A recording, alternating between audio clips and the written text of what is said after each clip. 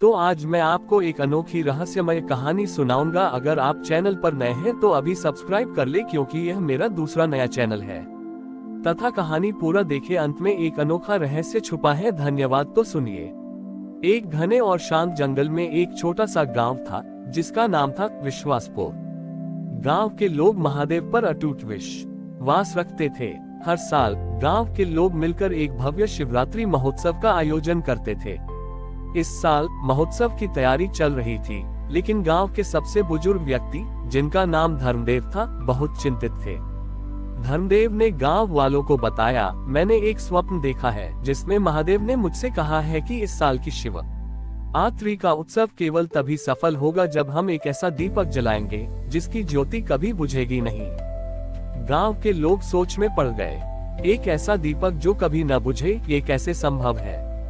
सभी ने अपनी अपनी राय दी। कोई बोला, हम घी का एक बड़ा दीपक जलाएंगे जो पूरे साल चलेगा। किसी ने कहा, हम एक ऐसी जगह पर दीपक रखेंगे जहां हवा आना आए। धर्मदेव ने सबकी बातें सुनी और कहा, ये सब भौतिक उपाय हैं। महादेव ने मुझे आध्यात्मिक दीपक जलाने को कहा है। वह दीपक हमारे भीतर है। गांव वाले उनकी बात नहीं समझ पाए और उन्होंने अपनी अपनी तरह से तैयारियां शुरू कर दी। उनमें से एक जवान लड़का, जिसका नाम विजय था, बहुत ही जिज्ञासु था। उसने धर्मदेव से पूछा, बाबा, आप किस दीपक की बात कर रहे हैं?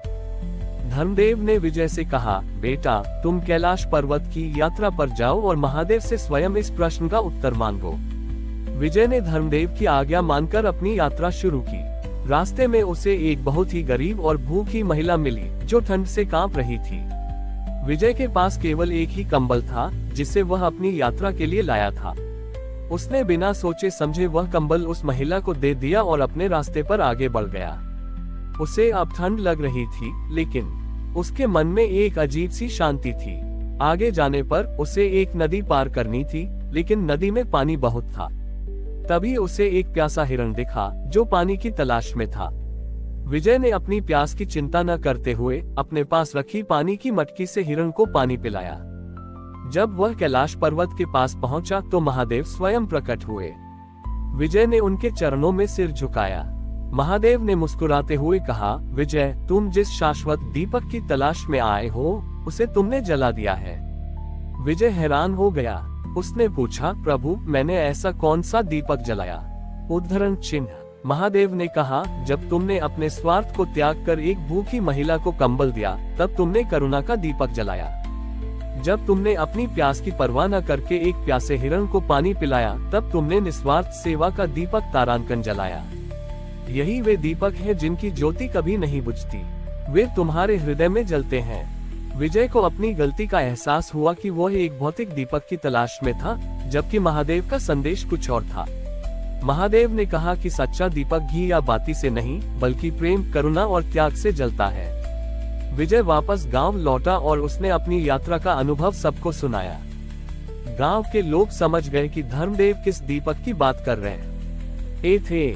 उस साल उन्होंने कोई बड़ा भौतिक दीपक नहीं जलाया, बल्कि हर घर में एक छोटा दीपक जलाया, जो इस भावना का प्रतीक था कि हर व्यक्ति के हृदय में महादेव का वास है और सच्ची भक्ति बाहरी दिखावे में नहीं, बल्कि आंतरिक शुद्धता और सेवा में है। विजय जब गांव लौटा और उसने अपनी यात्रा का अनुभव सबको सुनाया, तो गांव वालों के मन में एक गहरा परिवर्तन आया।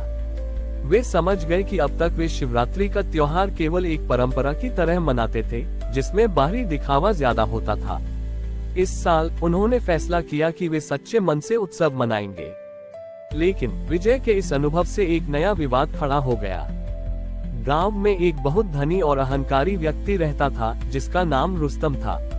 रुस्तम को अपनी धन दौलत पर बहुत घमंड था और वह हमेशा अपनी शान शौकत दिखाता था।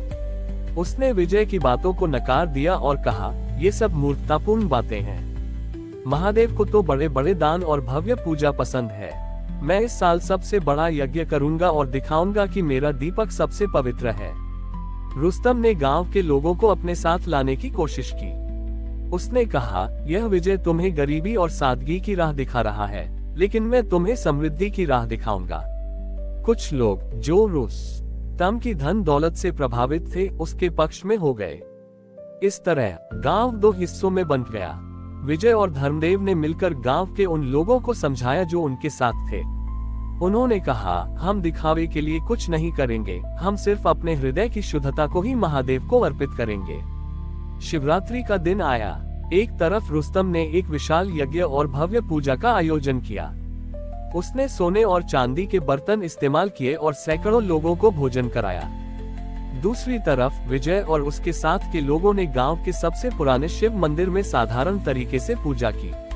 उन्होंने गरीबों को भोजन कराया और बीमारों की सेवा की। हर व्यक्ति अपने मन में ये भावना लेकर बैठा था कि वह महादेव को अपनी सच्ची भक्ति अर्पित कर रहा है।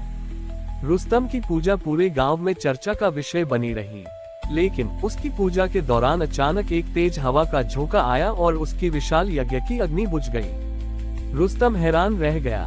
उसने फिर से अग्नि जलाने की कोशिश की, लेकिन वह बार बार बुझ जाती थी।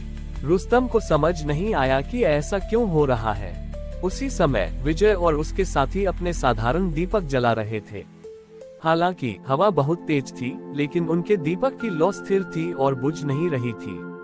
रुस्तम ने जब ये देखा तो उसका अहंकार टूट गया।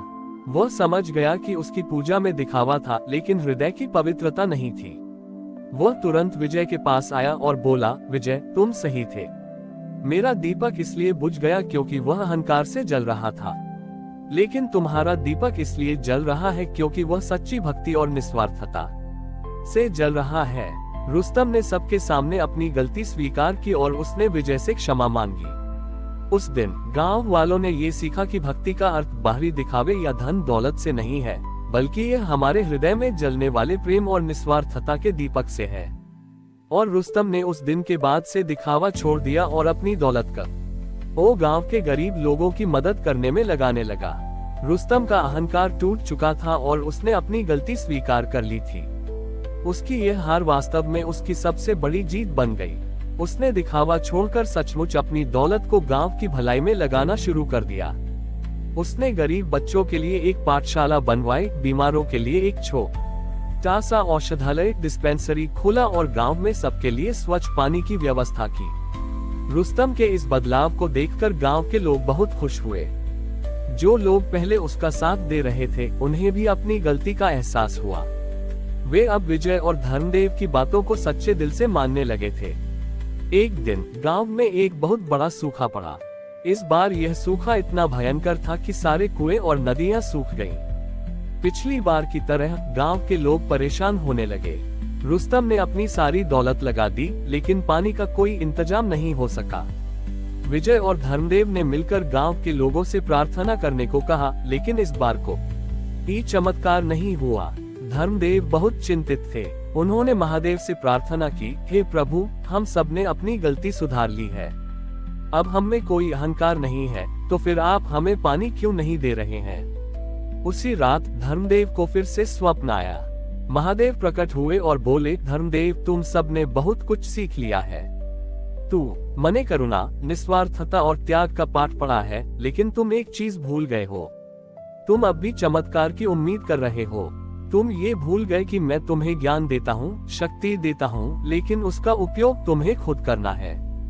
महादेव ने धर्मदेव को एक पहाड़ी की ओर इशारा किया और बोले, उस पहाड़ के पीछे एक नदी है, लेकिन वहाँ तक पहुँचने के लिए एक रास्ता बनाना होगा। अगर तुम सब मिलकर उस रास्ते को बनाओगे तो तुम्हें पानी मिल जाएगा। अगले दिन धर्मदेव ने गांव के लोगों को इकट्ठा किया और उन्हें महादेव का संदेश सुनाया। रुस्तम सबसे आगे आया और उसने कहा, मैं अपनी सारी दौलत इस काम में लगा दूंगा। विजय ने कहा, मैं अपनी पूरी ताकत लगा दूंगा। इस बार कोई चमत्कार का इंतजार नहीं कर रहा था। गांव का हर व्यक्ति, बूढ़ा, जवान, औरत और बच्चा सब मिलकर काम में जुट गए। रुस्तम ने पैसों की मदद की, विजय ने सबको रास्ता दिखाया और गांव के हर व्यक्ति ने मिलकर पत्थरों को हटाया और रास्ता बनाया।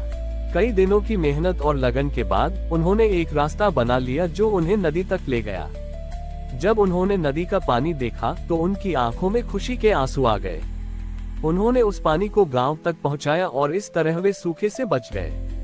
इस घटना के बाद रुस्तम, विजय और धर्मदेव ने मिलकर पूरे गांव को एक नया नाम दिया, आत्मनिर्भरपुर। उन्होंने ये साबित कर दिया कि महादेव की सबसे बड़ी कृपा चमत्कार में नहीं, बल्कि हमारी खुद की मेहनत, एकता और आत्मविश्वास में है। और यही सच्ची भक्ति है जो जीवन को सफल बनाती है। हमारी और भी आध्यात्मिक एवं अनोखी कहानियां देखने के लिए हमारे चैनल पर जाएं तथा धार्मिक एवं पौराणिक अनोखी कहानियां हमारे चैनल पर है। कृपया जाके देखें तथा हमारे चैनल को सब्सक्राइब करके रखें और वीडियो लाइक जरूर करें। धन्यवाद।